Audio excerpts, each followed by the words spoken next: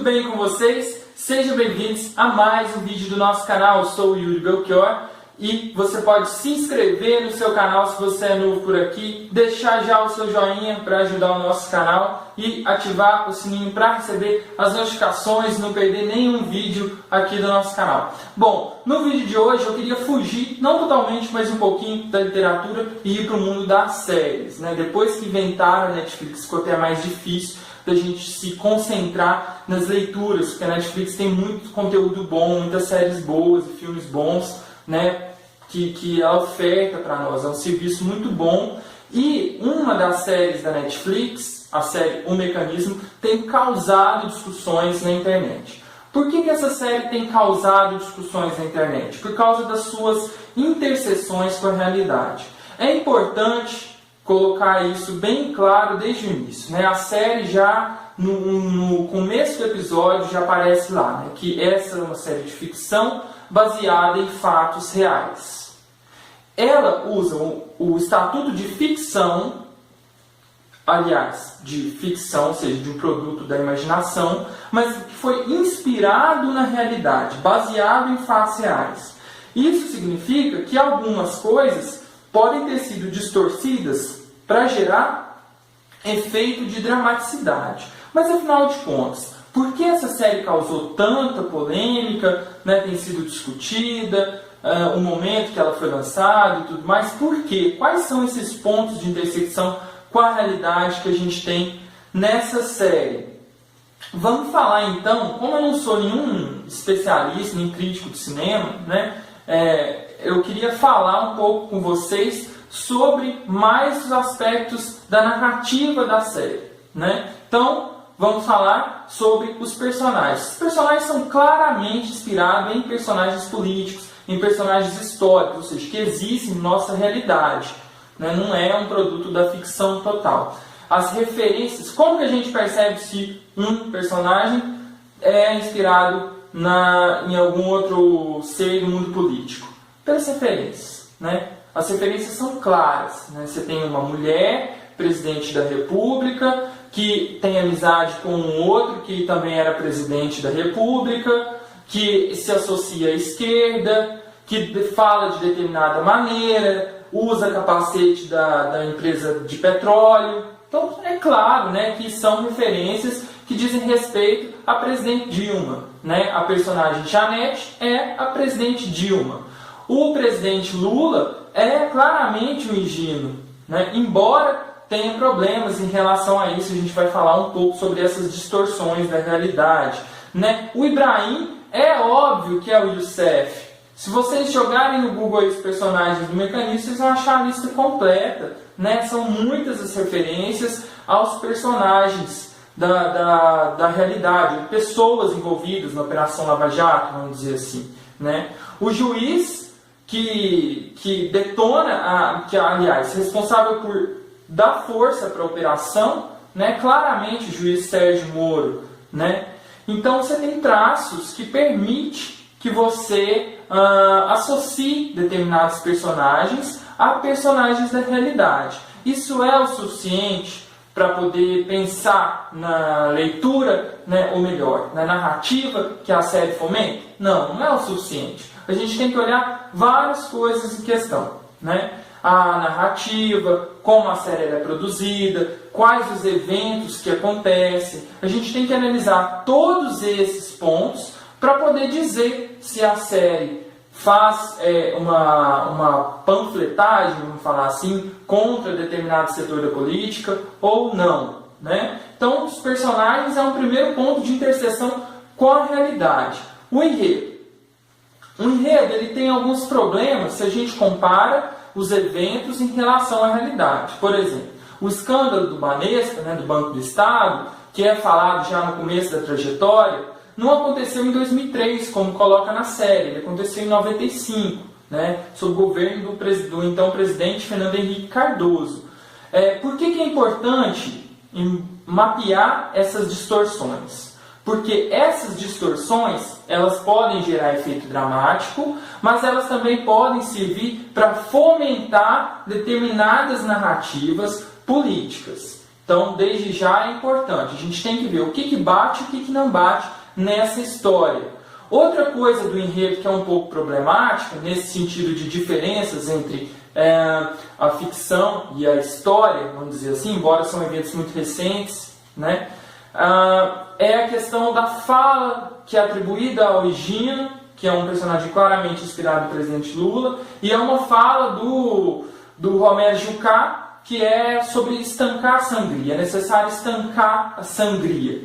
Né? Essa fala é atribuída ao presidente Lula, como se fosse do interesse dele, se ele tivesse falado isso publicamente. A gente sabe que esse enredo ficou famoso pelas pessoas que reconhecem no impeachment um golpe.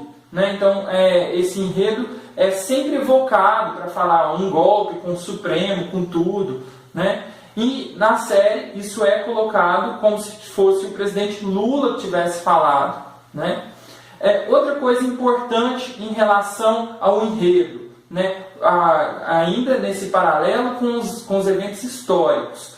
A respeito das eleições de 2014, é importante colocar que o candidato da oposição, que é o Lúcio Lemes, ele é claramente o Aécio Neves. Né? E ele era o candidato favorito do mundo político e do mundo empresarial para ganhar, porque ele colocava como que se fosse parar isso tudo, resolver isso tudo. Né? Era o candidato que precisava ganhar, porque a Janete não queria interferir nas investigações. De fato, em 2013, a presidente Dilma, quando manda o pacote de leis, né, anticorrupção, e quando ela sanciona também a questão das delações premiadas, ela incentiva a Lava Jato, ela dá lenha, né, coloca lenha na fogueira para o negócio correr contra o mundo político. Né? E na série, né, no mecanismo da Netflix, isso demonstra que a presidente Dilma tinha uma falta de traquejo político. A Janete tem uma falta de maldade, de malícia política, não maldade no sentido de má intenção, mas para poder lidar com os atores que envolvem o mundo político. A gente sabe, ou ao menos parte das pessoas que interpretam esse momento político que o Brasil viveu alguns anos atrás, recente, bem recente, que a presidente Dilma não é realmente uma referência, né, em habilidade política, porque ela não estava muito disposta a jogar com esses caras. Né? Ela não recebia eles no gabinete, etc, etc. Então, nesse ponto, a série tem uma espécie de convergência. O problema, né, nesse enredo é que essa convergência entre esses momentos históricos, ela acaba colocando algumas coisas distorcidas, segundo o diretor, para poder gerar efeito dramático. Ela coloca esses eventos distorcidos, mas que acabam fomentando uma leitura contra determinado setor da política, como se a corrupção tivesse começado com o PT, com os governos de 2003 para frente, e antes disso nunca houve corrupção. O Brasil deu errado de 2000, né, depois dos anos 2000. A gente sabe que não é assim, que vários autores colocam que a corrupção ela era endêmica, né, historicamente, um hábito mesmo construído. Então, essas distorções com a realidade, a gente tem que pensar nelas. Né? O enredo, de modo geral, coloca que o problema não é o partido, ao menos nos capítulos finais. Né? Ele coloca que o problema, que o mecanismo está em tudo. Inclusive, um momento em que o Rufo pensa no encanador que cobrou uma espécie de propina para resolver um problema dele, desde a cidade, né? O encanador, a equipe de água, né? O encanador, como ele chamava? Seu João. Né? Desde o Seu João até o político, né? Até a presidência da República, o mecanismo estava em tudo. O mecanismo era, como ele se refere a ele várias vezes, uma espécie de um câncer, né? Que poderia tomar tudo. Muito importante a gente colocar essa questão de que o mecanismo está em tudo, porque isso coloca mais uma vez para a gente, traz mais uma vez o termo do jeitinho brasileiro, né, que é fomentado por alguns sociólogos, por alguns estudiosos. Né? O próprio Sérgio Buarque de Holanda, ao colocar que nós brasileiros, né, temos uma cultura, né, que favorece a corrupção, isso nos leva a pensar mais uma vez sobre o assunto que o Gessé Souza discorre na Elite do Atraso. Inclusive nós temos um vídeo sobre esse livro, uma resenha sobre esse livro. Eu vou deixar aqui no card para vocês assistirem sobre a Elite do Atraso, que é um livro excelente, que merece ser lido, principalmente lido e comparado a essa série, né? Bom, já falamos um pouco sobre o enredo, suas interseções com a história, os personagens e suas interseções com a história. E agora a gente precisa, né, mencionar um pouco algumas coisas. Quando a série usa o estatuto de ficção, ela tem essa pretensão a fingir de que não é realidade. Mas quando ela tem esses elementos de interseção com a realidade, ou seja, que nos apontam para a realidade, para quem assiste, fica difícil distinguir, ou ao menos fica um pouco confuso distinguir o que é a realidade. Entretanto, qual que é a grande arma da ficção? É que ela nos afeta sensorialmente, esteticamente, né? Ela nos afeta afetivamente. Você vê a cena ali na sua frente, aquilo te gera determinados sentimentos, né? E qual que é a questão da história? O julgamento histórico ele é mais objetivo, ele é mais afastado, ele precisa inclusive ter um certo distanciamento dos fatos para poder ocorrer, né? Então, o que a série faz? Quando a série acaba colocando determinados personagens, né, em determinado espectro político, mesmo que seja no âmbito da ficção, mas que esses personagens, né, da ficção tenham uma relação com personagens do mundo real, como funciona o mecanismo da série? A série, como uma engrenagem da ficção, acaba movendo determinadas posturas, né, em relação a atores históricos.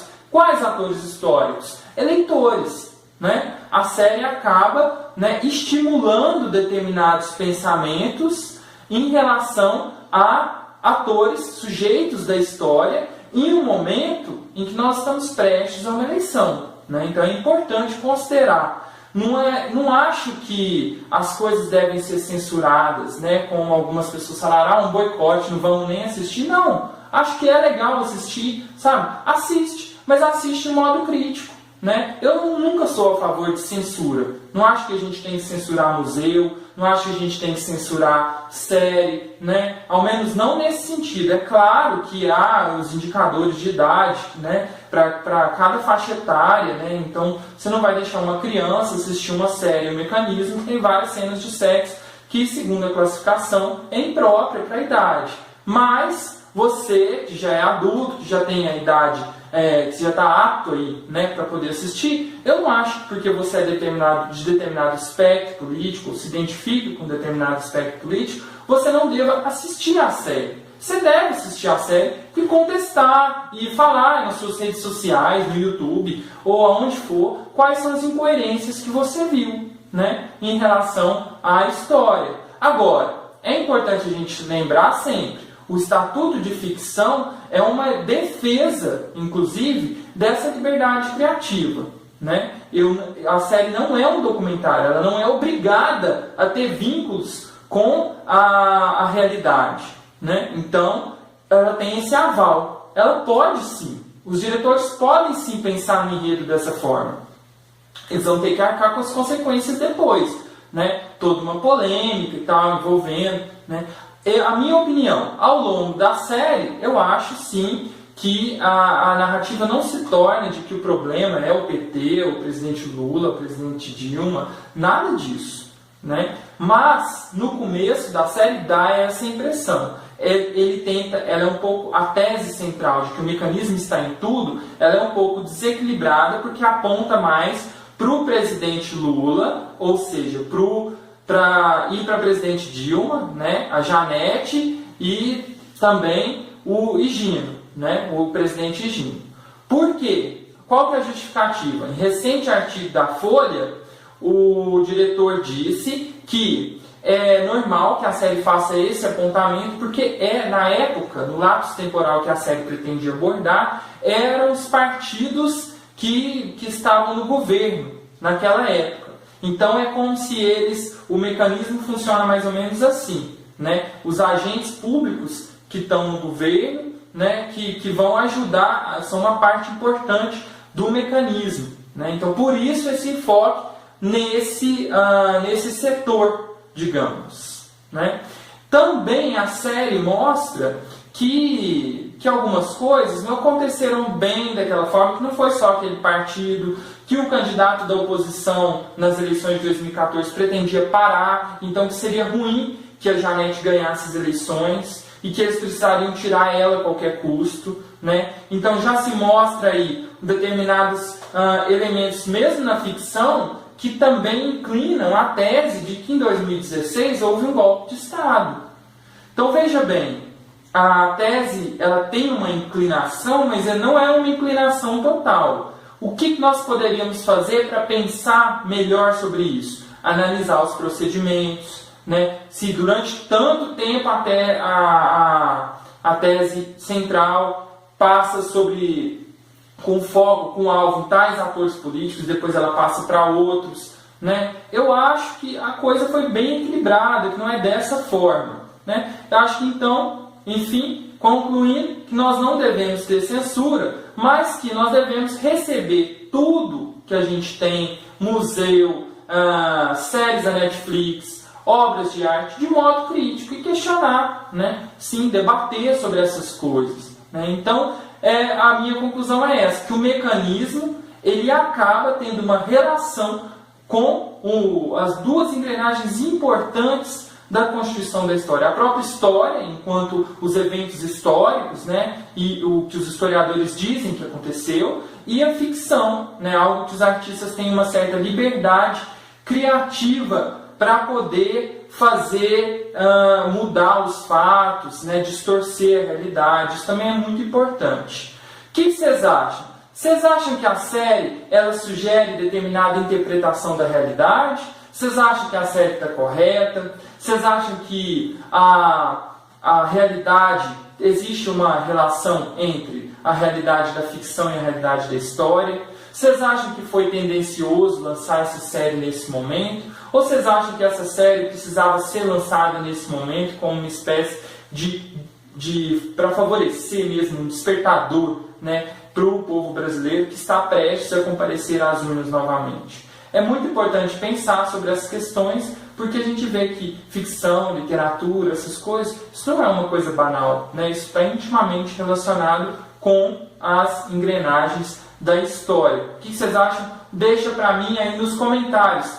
Queria fazer então 2 sugestões de leitura, tá? Primeiro, é um livro mais para especialistas, é um livro difícil de ler, mas é um livro que eu recomendo para quem é da área, né? História, Ficção, Literatura, do Luiz Costa Lima, né? Um professor brasileiro que é realmente assim, uma das referências em teoria da literatura, na história, na filosofia também. Aliás, ele é um dos poucos pensadores, que eu diria pensadores brasileiros, né, da nossa época. É uma pessoa que já teve livros traduzidos para vários países, um professor assim, realmente que tem uma trajetória brilhante aí e que tem muito para poder ensinar para a gente nesse livro, né, que é mais voltado para especialistas. Então, se você é da área de ciências humanas, eu acho que esse livro pode lançar à luz interessantes reflexões sobre isso que nós estamos debatendo, sobre as engrenagens da história e da ficção.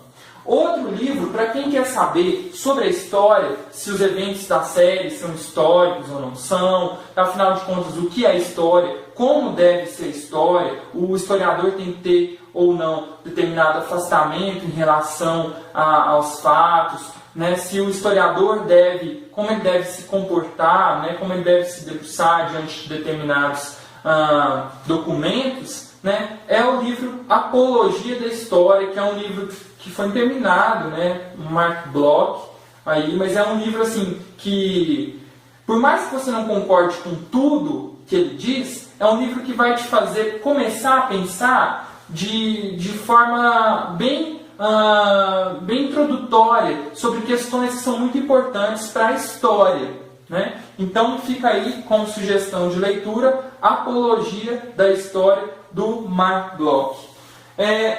Queria agradecer a vocês pela presença no canal constante, pela participação, Estou muito feliz com os vídeos. Não deixem de assistir os nossos vídeos anteriores, vou deixar aqui para vocês, de se inscrever no canal, de deixar o seu joinha, ativar as notificações e eu vejo vocês na próxima. Muito obrigado, valeu!